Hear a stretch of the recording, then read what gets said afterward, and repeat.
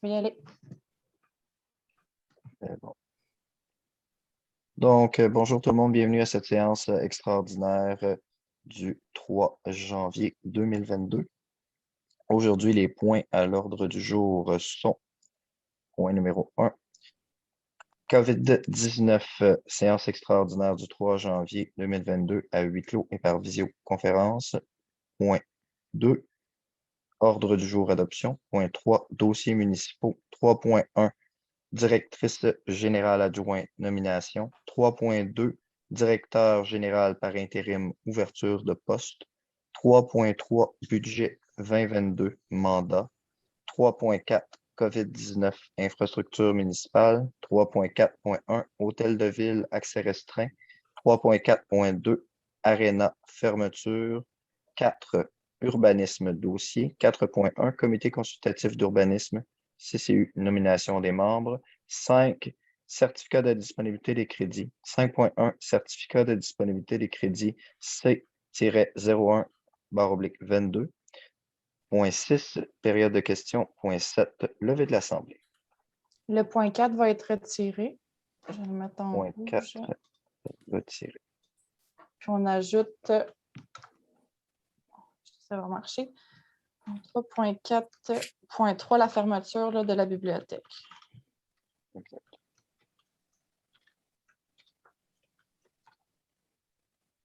C'est bon. Donc, le Conseil de la municipalité de Saint-Cyril-de-Wendover siège en séance ordinaire extraordinaire, je devrais lire, Oui. ce 3 janvier 2022, par voie de visioconférence. Sont présents Éric Leroux, maire. Pierre Lavigne, conseiller district numéro 1. Annie Gentès, conseillère district numéro 2. Sylvain Masson, conseiller district numéro 3. Éric Aymon, conseiller district numéro 4. Patrice Payet, conseiller district numéro 5. Sylvain Jacques, conseiller district numéro 6. Et Hélène Ainsi que Cardin. Madame. Oups, je l'excitais moi aussi. Chacune de ces personnes s'est identifiée individuellement. Considérant le décret numéro 177-2020 du 13 mars 2020 qui a déclaré l'état d'urgence sanitaire sur tout le territoire québécois pour une période initiale de 10 jours. Considérant le décret numéro 2-2021 du 8 janvier 2021 qui prolonge cet état d'urgence pour une période additionnelle effective à compter du 9 janvier 2021, considérant que depuis le 20 décembre 2021 et ce jusqu'au 10 janvier 2022, les séances publiques du Conseil sont suspendues et ne peuvent donc pas se tenir en personne. Considérant que selon l'arrêté 2020-029 du 26 avril 2020, les séances peuvent se tenir à distance par tout moyen permettant aux membres du Conseil de communiquer directement entre eux et de voter de vive voix. Considérant qu'il est dans l'intérêt public et pour protéger la santé de la population, des membres du Conseil et des officiers municipaux, que la présente séance soit tenue à huis clos et que les membres du Conseil et les officiers municipaux soient autorisés à être présents et à prendre part, délibérer et voter à la séance par visioconférence. Qui veut lire? Qui veut proposer? Je propose. Tu peux peut-être le proposer. Je propose Sylvain Masson, district 3. OK. Puis, est-ce que tu veux lire il est résolu, Sylvain? Oui, je peux. Il est résolu que le Conseil accepte que la présente séance soit tenue à huis clos et que les membres du Conseil et les officiers municipaux puissent participer par visioconférence. Que la séance soit enregistrée et rendue disponible sur le site Internet de la municipalité dans les meilleurs délais. Qui appuie? Second, Sylvain Jacques. Point 2, ordre du jour. Qui veut proposer l'ordre du jour? Je Je la propose Pierre Lavigne. M. Lavigne propose. Le second, Sylvain Jacques.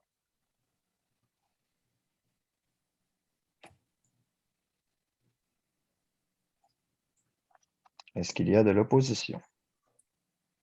Non. Point 3, 3.1. Donc, comité du personnel, c'est M. Payet et M. Masson.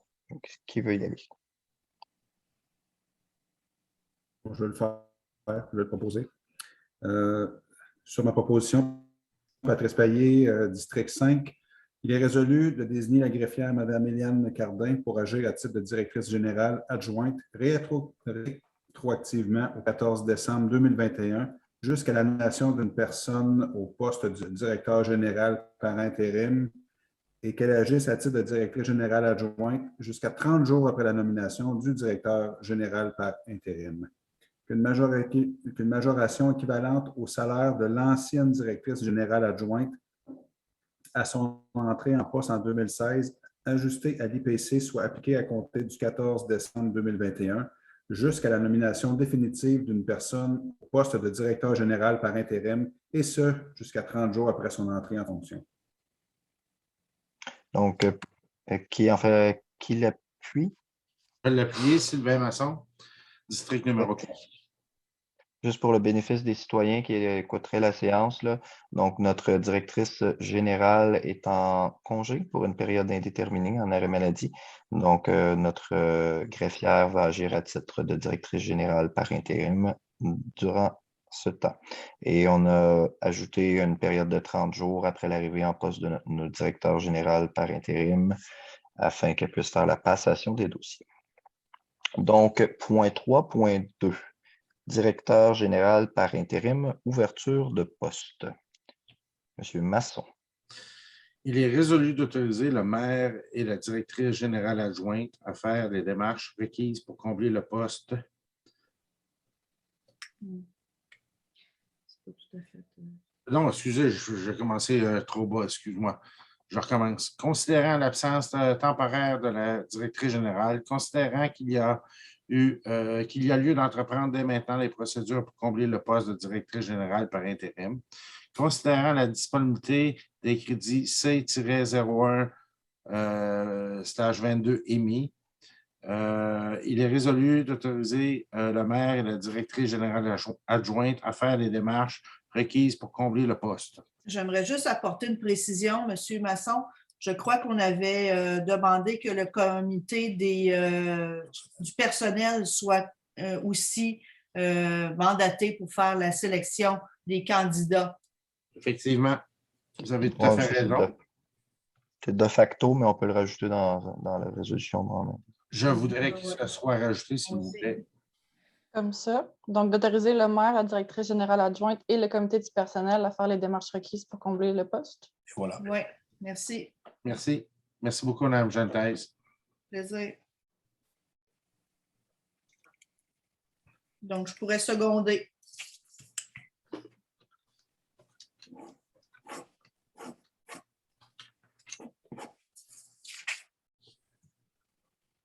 « 3.3 Budget.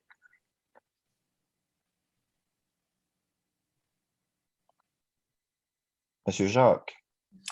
Considérant que le budget de la municipalité pour l'année 2022 doit être adopté avant le 31 janvier 2022, considérant l'absence temporaire de la directrice générale et qu'un remplaçant n'est toujours pas en poste, considérant le rapport fait par la directrice générale adjointe, considérant la disponibilité des crédits C-01/22 émis, il est résolu de retenir la proposition de la firme MNP Financement d'entreprise pour assister la municipalité dans le traitement des données financières et de l'accompagner dans la préparation de documents d'analyse financière pour son budget 2022, et ce, selon les termes et conditions de l'offre datée du 17 décembre 2021 pour des honoraires au montant de 150 $ l'heure pour un conseiller principal pour un maximum de 24 heures renouvelables et de 90 $ l'heure pour un analyste pour un maximum de 32 heures renouvelables pour un montant total de 6 480 $ plus taxes.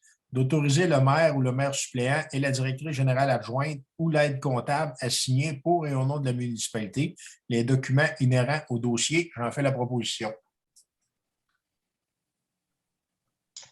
Le Qui second. appuie? Sylvain Masson, district numéro 3.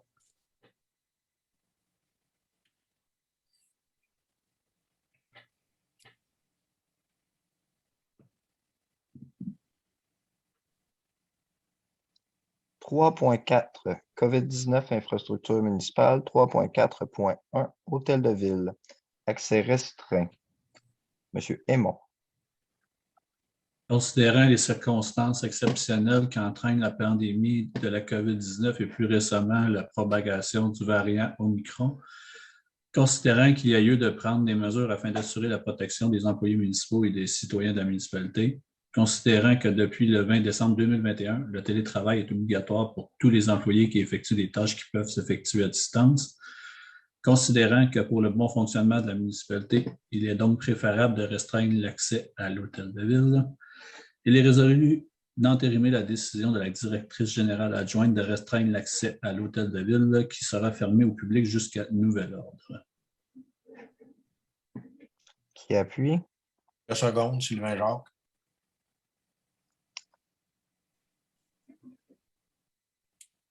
« 3.4.2 Arena. Fermeture. Madame Jean Theiss.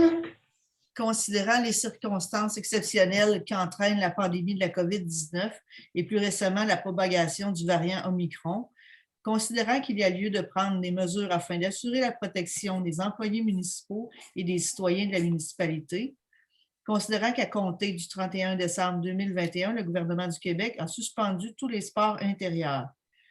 Donc, il est résolu d'entériner la décision de la directrice générale adjointe de fermer l'aréna jusqu'à nouvel ordre. J'en fais la proposition. Je seconde, Éric Raymond.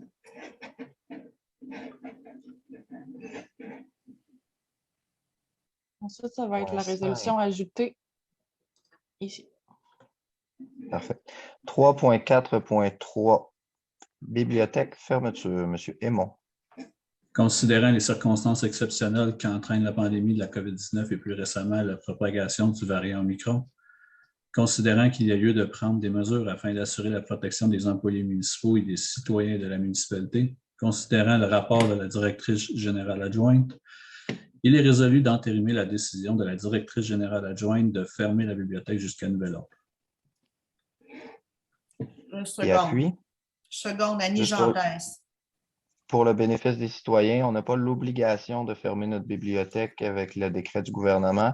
Par contre, étant donné que notre bibliothèque est majoritairement opérée par des bénévoles plutôt âgés, les bénévoles ne se sentaient pas à l'aise de continuer leur implication bénévole dans le contexte actuel. Donc, la décision a été prise de fermer temporairement la bibliothèque.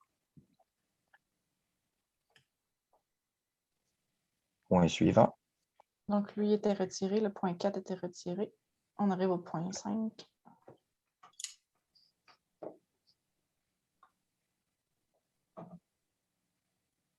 Point 5, certificat de disponibilité des crédits. 5.1, certificat de disponibilité C-01/22. Je pense que c'est moi qui ai supposé lire. Conformément aux dispositions du règlement 361 concernant les règles de contrôle et suivi budgétaire, je sous-signée Éliane Cardin, greffière et directrice générale adjointe, certifie par les présentes que la municipalité dispose des crédits nécessaires pour acquitter les dépenses autorisées par le Conseil à la présente séance et, si requis, est autorisée à faire les transferts budgétaires parmi les comptes du Grand Livre pour couvrir lesdites dépenses. Les dépenses seront payées à même le compte d'opération ou, si requis, à partir de la marge de crédit. Point 6, période de questions. Attendez qu'on est en huis clos. Il n'y en a pas. Point 7, levée de l'Assemblée. Est-ce que quelqu'un veut faire la... Pierre Lavigne.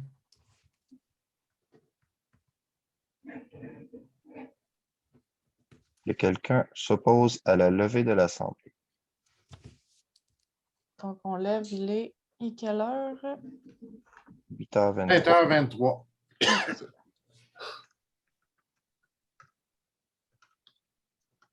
Je vais aller emporter l'enregistrement.